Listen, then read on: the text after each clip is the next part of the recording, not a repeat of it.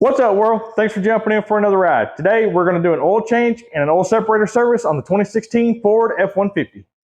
For the equipment for the 5-liter F150, it's pretty straightforward for the oil change. Obviously, you're going to need some oil, and Redline is my preferred oil for this application, and there's a lot of great oils out there. Whatever your choice is, it really doesn't matter. There's just so many great brands out there. I just happen to pick Redline, and I've stuck with that brand for close to 110,000 miles now. I think I'm actually about 107, 108, somewhere in there.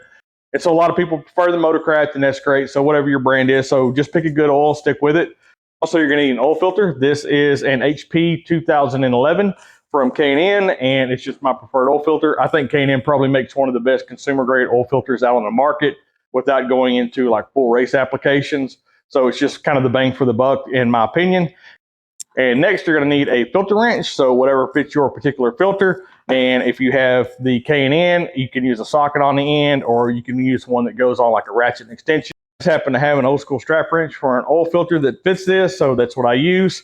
And I do like nonsense cleaner to clean up any mess. And for whatever reason, the design of the 5-liter F150s, they can make a mess. So that's the reason I do recommend have a little bit of cleaner around. This, the Chemical Gas Nonsense, it's my favorite cleaner. If you've seen any other videos, you see me use this on a pretty regular basis.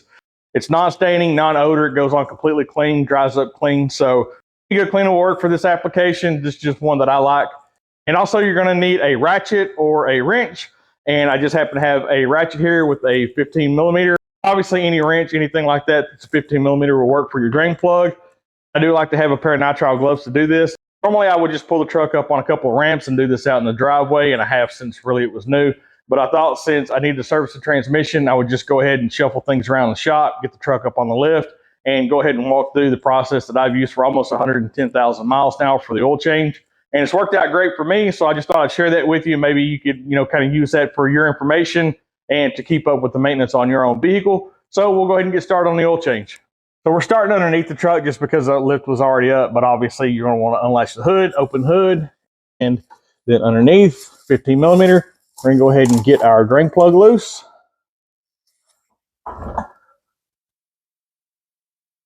You can see that this oil is pretty dark, and I'm actually changing it fairly early. I think the minder on the dash states it's about 50%, so I really don't trust going all the way to that 100%. And I am a little earlier than what I normally am. Normally, I would change this oil somewhere around 70 to maybe 75%. I know that if I'm in there and I'm out somewhere, or if I'm on a trip, it's not a big emergency to stop and get the oil changed. So I try to do it early, but I definitely don't go all the way to the 100%. That's just a lot of miles to do that. So as you can see, again, it's pretty dark. Also, when we empty the oil separator, you'll see that there's been quite a bit of oil pulled out from the crankcase vent system from going back into the intake. So just keep that in mind. We're slow to just barely over a drip, so I'm going to go ahead and put the plug back in.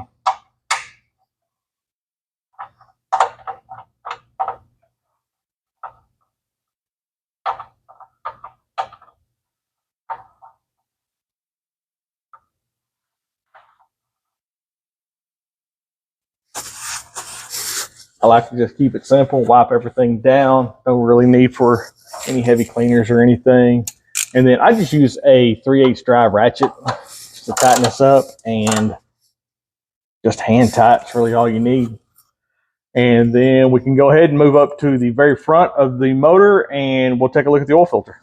If you've seen any of my other oil change videos, you know that I am a stickler for filter mags, and this also has a filter mag on it. And I position it at the very top because it has a couple of lines that goes around it. And it can be a challenge to get it off, but the best way to do it is to slide it to the rear of the filter. It'll pop off just like that. So that's our filter mag. Once the filter mag is off, we can get our wrench on the end of the filter. And I'm going to need to get my drain pan over here before I make a giant mess. And should just screw off by hand. Now under this filter is this drain pan, and it actually comes out the front here. And you might be able to see there is actually oil coming out of the back here. So that pan runs both directions. And that is the reason why I mentioned having some cleaner handy, because this thing really likes to drip and make a mess. So at this point, I'm just going to go ahead and let this drip for a few minutes where we pull the filter off, and I'm going to go ahead and get our new filter prepped. So to prep our filter, I like to take the filter out of the box. I like to use the box to help prop up the filter. These with the 5-liter V8 calls for 8.8 quarts of oil, so just go ahead and plan on 9 quarts. And I like to go ahead and fill the filter to the top and then let it run back down. And the reason I don't go ahead and fill it all the way to the top is because when you turn it sideways to put it on the filter base on the front side of the motor, you're going to lose that oil anyway. I just fill it all the way to the top, let it settle back down, and then I like to take and wipe a little bit of oil around the gasket. There's a couple of reasons why I like to put a little bit of oil around that gasket. And one of them is just because as you screw it on, if the surface is dry, you won't cause any gouges, nicks, tears, anything like that in the gasket. And additionally, when you pull the filter off, next time you get ready to do an oil change, it kind of helps out that gasket not be stuck to the filter base. So at this point, we're going to go ahead and wipe down our filter base and get a new oil filter installed. At this point, you can probably see a little bit of that oil pouring out as I turn it sideways to screw it onto the filter base. And that's just a crazy design to me. But it is what it is. Not like it's a terrible motor. It's a great motor. And I'm going to get this as tight as I can absolutely get it by hand. And then at that point, I'm going to grab my filter wrench. I'm going to give it just about a quarter to a half a turn.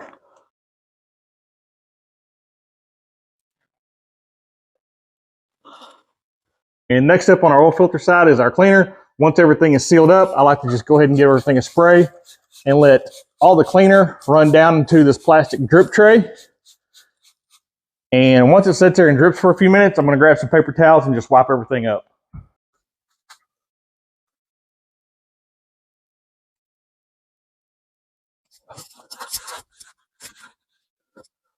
I have to admit, this is much easier doing this on the lift than it is on ramps, but this is definitely something you can do in a driveway. Not a difficult job. Just takes a little more effort when you're laying on your back, of course. And now that I've got everything wiped out, I'm going to go ahead and reinstall my filter mag and put it at the very top. Slide it onto the base of the filter, and it will ride just like that until the next oil change. So at this point, we're going to go ahead and lower the truck and get it topped off with oil. My experience with the JLT or the J&L oil separators is they have a rubber O-ring in them, and oftentimes they get stuck. And my preferred method to get the canister off is with the strap wrench. And there's several different kinds. You can get these at any big box store, hardware store, auto parts store, anything like that. I like the smaller one. I guess it's kind of a medium sized. And what I like to do is to grab the oil separator up at the top. That way the mounting bracket and whatever it's mounted to doesn't get damaged. And also you don't take a chance of breaking off the fittings. At that point, you can just put a strap wrench on the bottom around the textured edge.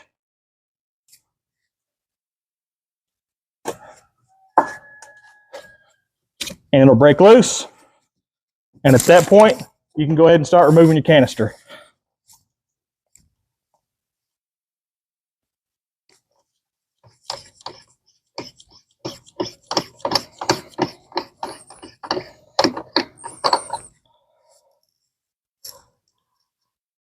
And that is the amount of oil that we've separated out at about 3,500 miles. And once I've poured the old oil out of the oil separator, I just like to take a paper towel and just wipe it out really good. You can see some pretty dark oil on there. And if you're going to use paper towels, make sure that you look down in there and make sure that there's no lint or anything like that kind of floating around the bottom of this. It's the last thing you want. So just make sure that we don't have any lint down the bottom of it. And the install is just the opposite of removing it. So pretty simple. Tighten up the canister. And again, this canister does have a rubber O-ring on it. What I like to do is just get it hand tight and then use a strap wrench to get on the textured part. And so just about a corner of a turn and it won't go anywhere at that point. Pretty much everything on modern vehicles that has to do with the lubrication or the cooling system is going to be marked in yellow. So the fuel cap is over on the left side of the valve cover. So 5W20, and it's got a little oil can on it, so we know that's our oil. And one of the things that I forgot to mention earlier that we will need is a funnel, and I've had this funnel forever. You can see at one time it was white and it's like a weird off color now, but it's been a good funnel. So I'm going to put that in there. And again, the 5 liters are 8.8 quarts. So I'm going to go ahead and start putting about 8 quarts in it, and then we're going to check it from there and we'll see what we got.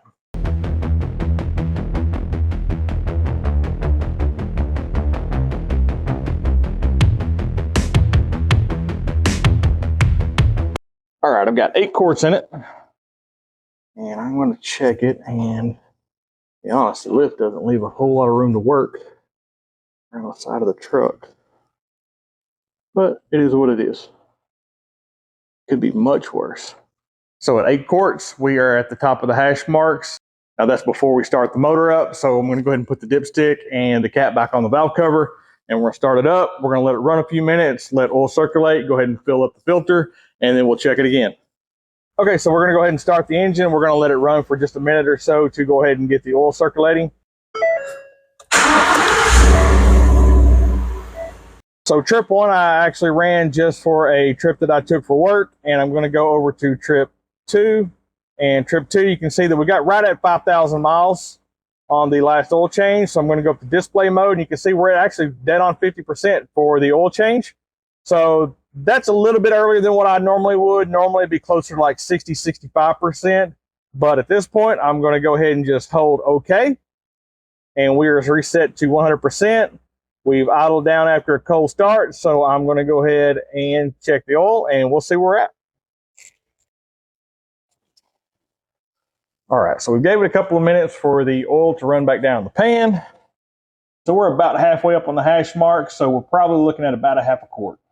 So we're at the very top of the hash marks, so we are good to put our dipstick back in. Everything is reset and everything's sealed up, so we are good to go. And that is the quick and simple process of how I like to do an oil change on the 2016 Ford F150. I really hope you enjoyed the video. I hope you got some good information out of it, or I just hope you enjoyed hanging out in the shop with me. Please do me a favor, if you enjoyed the video, hit the thumbs up button, hit that subscribe button. And as always, jump in for another ride.